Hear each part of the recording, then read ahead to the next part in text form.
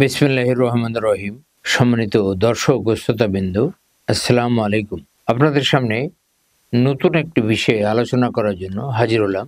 এখন যে বিষয়টি নিয়ে আলোচনা করব সেটা হচ্ছে বিএনপির নমিনেশন পাবেন কারা। এ বিষয়ে ব্যাপকভাবে সোশ্যাল মিডিয়াতে এবং বিভিন্ন পত্রপত্রিকাতে আলাপ আলোচনা হচ্ছে।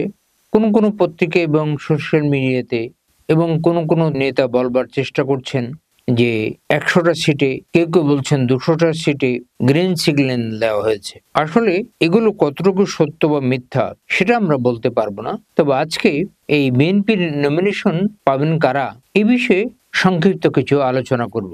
জাতীয় সংসদ নির্বাচনের প্রস্তুতি শুরু করে দিয়েছে রাজনৈতিক দলগুলো। অনিশ্চয়তা সংশয় সত্ত্বেও দেশের শীর্ষস্থানীয় রাজনৈতিক দলগুলো প্রার্থী বাছাইয়ের কাজ শুরু করেছে।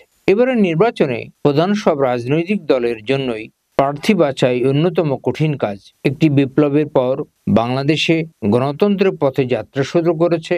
বিগত ১৫ বছর এদেশের মানুষ ভোটের অধিকার থেকে বঞ্চিত। এবারের নির্বাচনে ভোট দেওয়ার জন্য সাধারণ ভোটাররা মুখিয়ে আছেন। রাজনৈতিক বিশ্লেষকরা বলবার চেষ্টা করছেন, ভোটাধিকার হলো গণতন্ত্রে সবচেয়ে বড় নাগরিক অধিকার।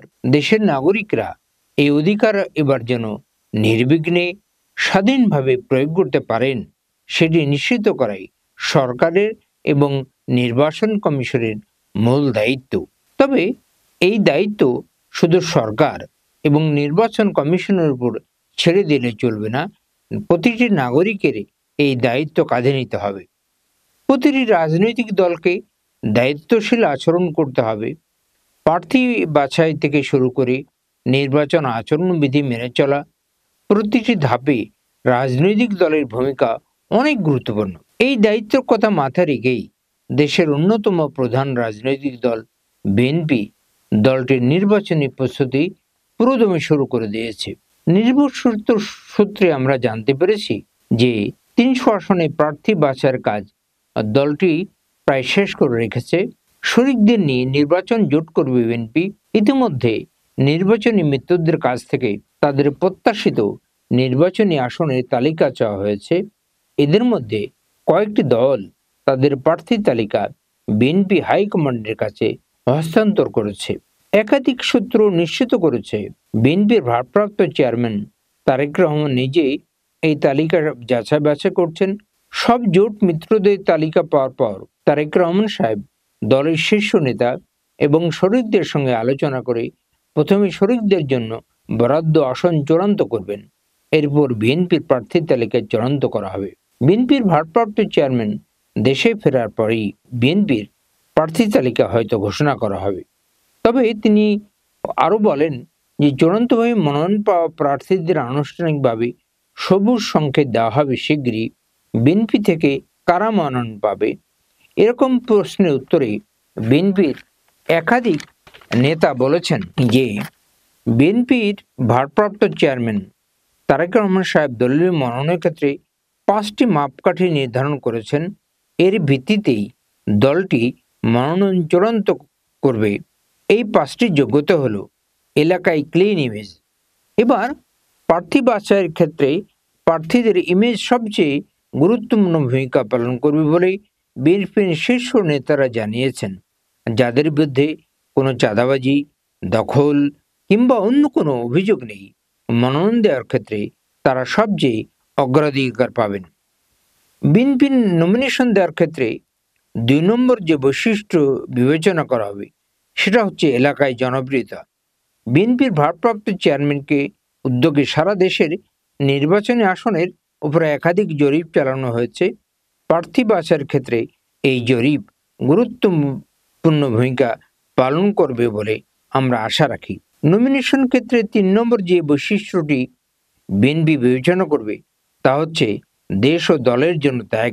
গণতন্ত্র প্রতিষ্ঠার লড়াই বিগত 17 বছর যারা সীমাহীন অত্যাচার নির্যাতন সহ্য করেছেন, যেসব পরিবারের সদস্যরা বিগত স্বৈর শাসনে জীবন দিয়েছেন কিংবা গুম হয়েছেন, বছরের পর বছর কারাভোগ করেছেন, তাদের পরিবারের সদস্যদের মনোনয়নের বিষয়টি বিবেচনায় নেওয়া হবে। পরে যে বৈশিষ্ট্যের কথা বিবেচনা করছে বিএনপি সেটা হচ্ছে সংগঠনের জন অবদান। বিগত 17 বছর যারা সংগঠনকে আগলে রেখেছেন, দলীয় কর্মীদের পাশে থেকেছেন, সাংগঠনিক কর্মসূচিতে সক্রিয় ভূমিকা রেখেছেন, তাদেরকে প্রাধান্য দেওয়া হবে। সবশেষে বিএনপি নমিনেশনের ক্ষেত্রে প্রার্থীদের যে বিষয়টি বিবেচনা করবে তা হচ্ছে দলীয় কোন্দল থেকে মুক্ত। যেসব মনোনয়ন প্রত্যাশী দলে কোন্দলে জড়াননি, এলাকায় গ্রুপিং করেননি, তাদের মনোনয়ন প্রদানে অগ্রাধিকার দেওয়া হবে। জানা গেছে বিএনপি নীতি নির্ধারকরা ইতিমধ্যে এই 5টি মূল্যায়নের ভিত্তিতে মনোনয়ন প্রায় চূড়ান্ত করে ফেলেছে। তবে কিছু কিছু আসনে সমযোগ্যতার একাধিক প্রার্থী থাকালে এই ব্যাপারে চূড়ান্ত সিদ্ধান্ত নেবেন দলের হাইকমান্ড এবং বিএনপির ভারপ্রাপ্ত চেয়ারম্যান। সম্মানিত সুধীবৃন্দ, আমি যে বিষয়টি এতক্ষণ আলোচনা করছিলাম সেটি হচ্ছে যে বিএনপির নমিনেশন পাবেন কারা।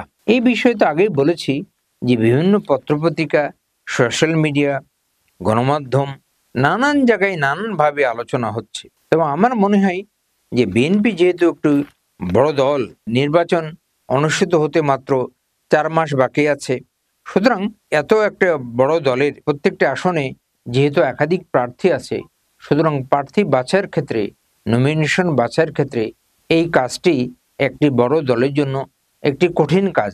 কঠিন কাজ হলেও আমাদের মনে হয় যে আমরা দূর থেকে যতটা বুঝতে পারি যে বিএনপি এই কাজটা গুছিয়ে রেখেছে।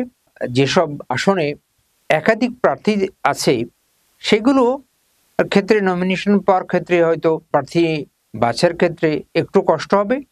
তবে দলের ভারপ্রাপ্ত চেয়ারম্যান উনি দেশে আসলেই অথবা দেশে এসে উনি বিএনপির যে স্ট্যান্ডিং কমিটির রয়েছে ঊর্ধ্বতন কর্তৃপক্ষের সাথে বিএনপির হাইকমান্ডের সাথে আলোচনা করে বিএনপির ভারপ্রাপ্ত চেয়ারম্যান চূড়ান্ত সিদ্ধান্তটি নেবে।